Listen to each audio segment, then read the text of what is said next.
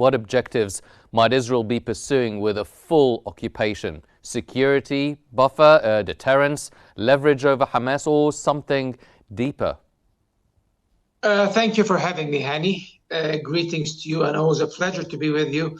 And of course, it's a pleasure to be also with Dr. Emmanuel Jacquet, who happened to teach me at the University in Geneva and was my thesis advisor. So truly, it is an honor to be in his company today on your respected show.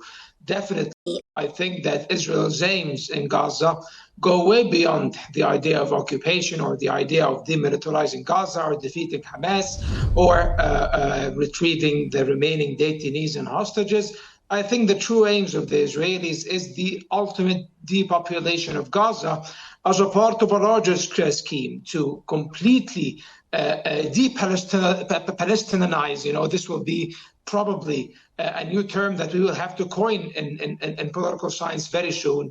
Palestine, basically eliminate Palestinian existence in all of the lands of historical Palestine, whether it's the Gaza Strip, the West Bank at a later stage, and who knows, maybe even the Palestinians of 1948, 2 million Palestinians who carry an Israeli citizenship. So as we, from where things stand, it seems that the Israelis are conducting a military operation, a prolonged military operation over the past 21 months that aims to steadily eliminate and completely obliterate all the tenets and features of life in the Gaza Strip, leaving the people no other choice under such immense suffering and pressure but to elect attempting to leave the Gaza Strip. The Israelis are planning through their so-called quote-unquote humanitarian city that they are erecting in southern Gaza, which they seek to move the majority of Gaza's population to this very limited area, which is in the Mirage axis where the city of Rafah used to exist, which now it ceased to exist as they have wiped it completely off the map.